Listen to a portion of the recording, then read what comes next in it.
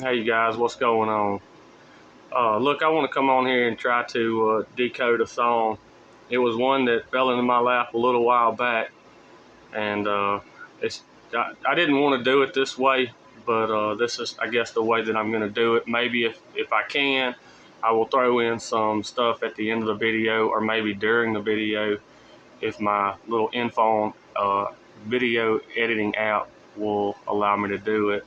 Well, the name of the song is Independence Day by Martina McBride. I guess it come out in '95, somewhere right in there. Um, so, I just start off with this. The reason that I would decode this song is because I feel like it is absolutely in line with the Little Caesar narrative stuff that we're seeing, um, that all of this, this freedom, this independence, it's all sus, man. It's all suspect, and we should be watching with a close eye. You think you're free here in this country? This was a setup, is what I believe. I believe that Satan was released around some of these times of inquisition, and what happens is they come up on the breadth of the earth, man. They start making pacts, and I'll quote Loyola of Ignatius, where he would always end his letters. I don't have it right here on me, but I guess it was Latin. He says it, but basically in translation, it's "Let's go burn the world down." And the phrase apparently is still popular and widely used today. So I think, I was just looking at Vicksburg, and they burning a bunch of stuff down over there. Man, everywhere. I guess everywhere here in Mississippi for sure. There's just stories upon stories. I've seen quite a few of them myself, and yeah, I mean, I think they're burning down evidence of something spectacular. I mean, the building that still stand. There's just no way we can do this stuff, you guys. There's no way. And when you go in and you look on the computer, and I've been digging trying to find construction photos, and I can't find very many. It's a real vague topic within the internet there. You're looking for, I mean, you can look up articles and you can look up pictures, and I did find a few of the Illinois monument there in Vicksburg, and I don't know, man. That building, I don't know how much those stones weigh, because you know what? They just choose to not tell us. The only number I got from Vicksburg was that monument that sits just down the road from the Illinois, the one that I just posted the video on. I think that was it no, it's not Minnesota. I can't remember the state it was now, but 80,000 pounds is what they're trying to tell us in 1906 or something. They got that up on a hill. Man, why in the world would somebody go through that much problem, to bring stone from all over the place and, and memorialize this war? I did find it pretty crazy about Vicksburg too. That was a 47-day siege. The Illinois monument has 47 steps. We're coming up on the 47th president. But one of the interesting things was Vicksburg didn't celebrate the 4th of July until after that, because that's when the siege ended. 4th of July. Wow. But they didn't celebrate the independence, I think, until 1949, somewhere in there. That's pretty significant. I'm just really curious to know what was going on in our history, guys. Anyway, I'm going to try to do this song, man. Go check the song out. It's in there. Now, skip through some of that. It was the Spirit of Michigan, I guess, was that. Yep, that was that other one. Alright, I got notes here somewhere. Hold on. Alright, let's just go with it, guys. Alright. So I don't think I'm gonna read all of it. I mean, I think most everybody is gonna know this song. The whole song is you know, I mean, I think you could really pick it apart line by line here. But I don't know that I want to try to do that.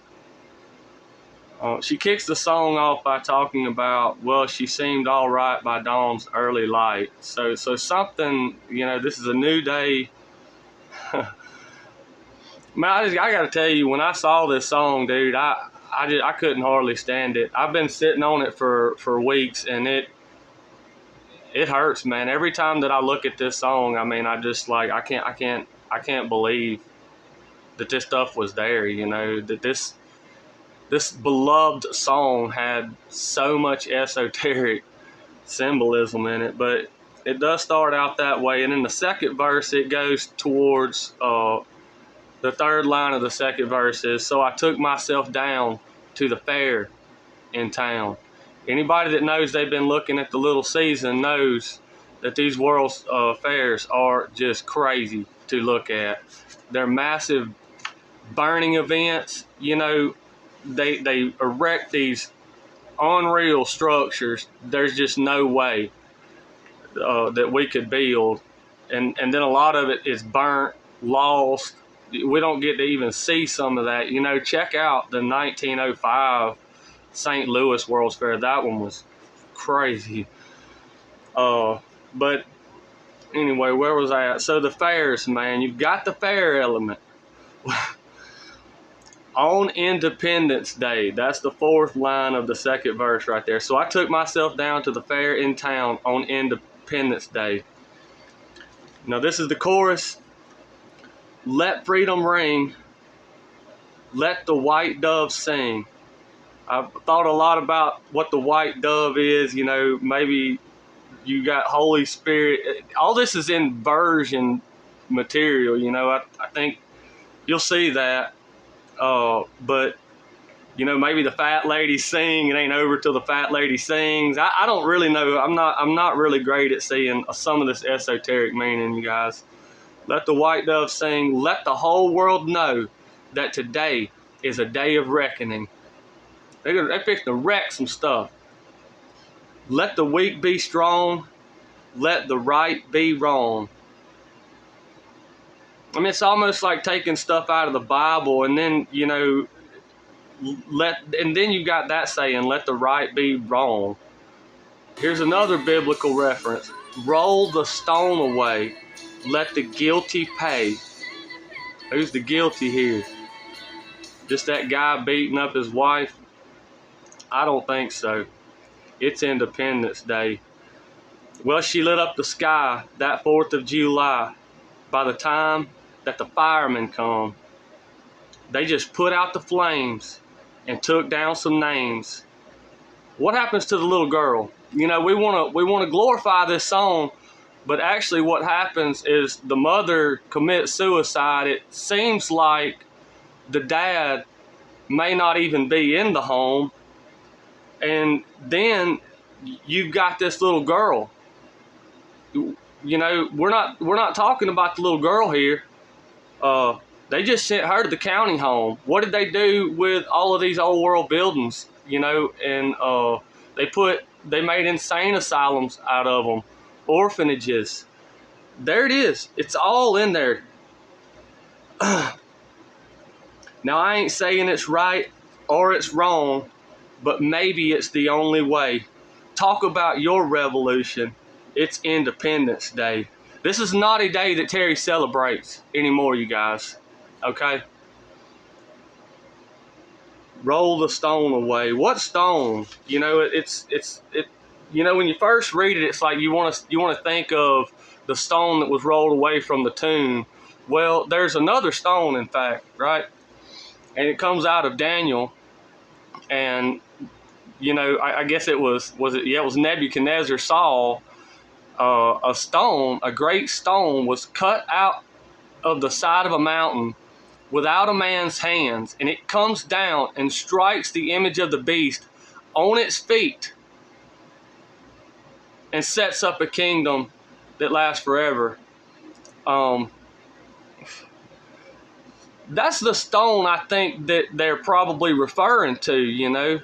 Jesus has came and ruled and reigned, and no, I don't believe that it was all spiritual. Now, New Jerusalem might have been in the heavens, and they were ascending and descending or something. You know, I haven't really nailed that down yet, but there is promise that when he does this, they will be ruling on the land. If you read that parable talking about, I don't know if is it the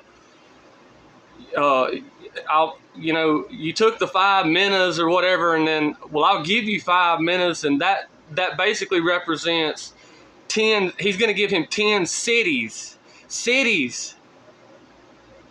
Where are these cities at? This has to be an earthly reign. Okay. Give me just a second. All right, I'm just going to read some of these notes off I got here. This song was written by a lady named Gretchen Peters, and you know, if you go look at some of her other stuff, she's suspect, man. Suspect, okay? They're all playing a game. We don't understand the game. We're just learning the game. I was even looking up Martina Maria McBride. That's a lot of M's, okay? I'm not claiming to know who this woman is. All I know is that if you're going to get to the top, there is a high price to be paid, and there's many artists recorded saying that they've sold their souls. I'm not saying that's the case for Martina, but I'll let you make that determination. The video starts out with Amazing Grace in the first little scene. Too many dangers, toils, and snares. Yeah, I would say so. And then the very last line of the Amazing. Alright guys, my video just got cut off. I was a little short on storage. I've got so many pictures and photos. I just fixed all that, so I'm going to try to finish it up. Alright, yeah, the last line of the Amazing Grace was, "And grace will lead me home."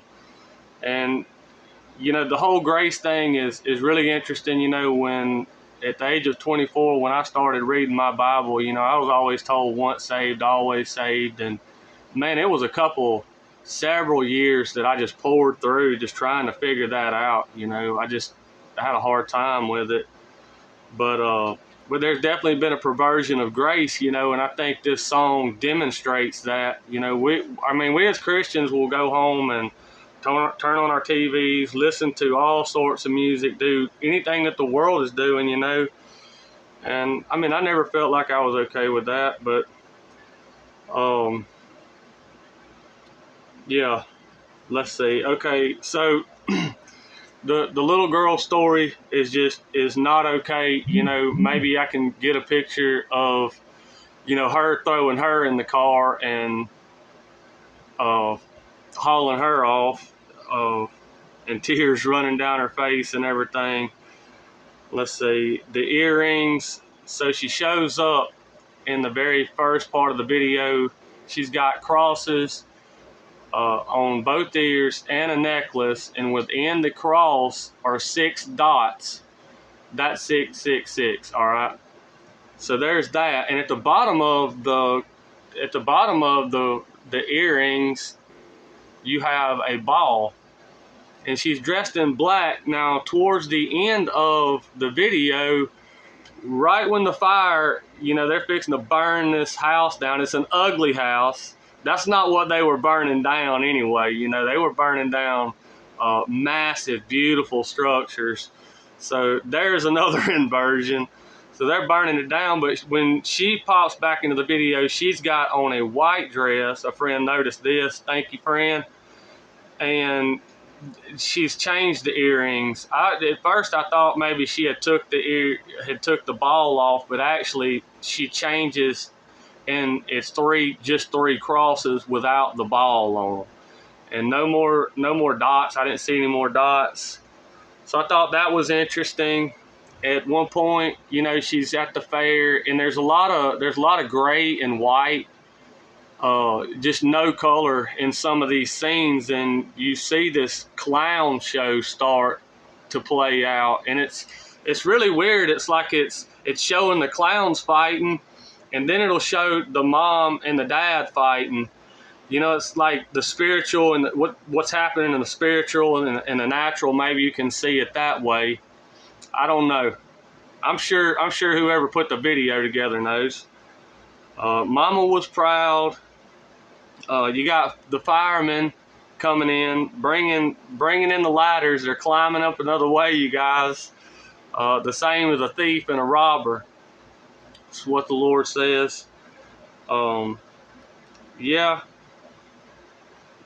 So I guess that's it, friends. You know, I've struggled with trying to want to do this video. Like, I set up to do it last night, and I had a gut sick feeling, but then I was like, maybe I wasn't gonna do it, you know. And then I'm on a channel today with a dear sister, and it's tough, man. I'm just gonna go ahead and say it. You know, this guy on with Jimmy Vision, Ken. I'm not real sure of his last name, but I've poured through just about all of his teachings on Revelations and end times. And, you know, I mean, he's trying to say that the two witnesses are symbolic for Jesus fulfilling the law and the prophets. And the two witnesses in Revelations aren't literal. Their two bodies don't literally lay in the streets for 3.5 days. That was representative of Jesus. So, you know, it seems like the guy's doing some really good teaching. I mean, it's fascinating. Almost like, you know, I mean, Dustin from Beyond the Veil. I mean, the guy's just saying stuff you've never even heard of. But it's there, you know. And so I guess it's just on us to kind of listen to these people and see if they're all square, man. And I can't square Ken's teaching yet, you know. I can't do it. I can't symbolize so many things. I can't symbolize the 1,000 years as being a forever. You know, the 1,000 years has an end. It expires. So many things, man. And, you know, just this mess about history, that's a big connotation, a big point right there. We either believe the history, or we're trying to look at the history that they're giving us and see where the lies are, you know. And that's really where I'm at. And I think a few of the people that I've been watching, you know, I mean, that's what we're trying to look at. We're just looking at what they give us, and we're just trying to poke holes in the narrative, man. And anyway, so I'll wrap it up right there, you guys. I love y'all. Appreciate y'all. Y'all have a good one. Thanks.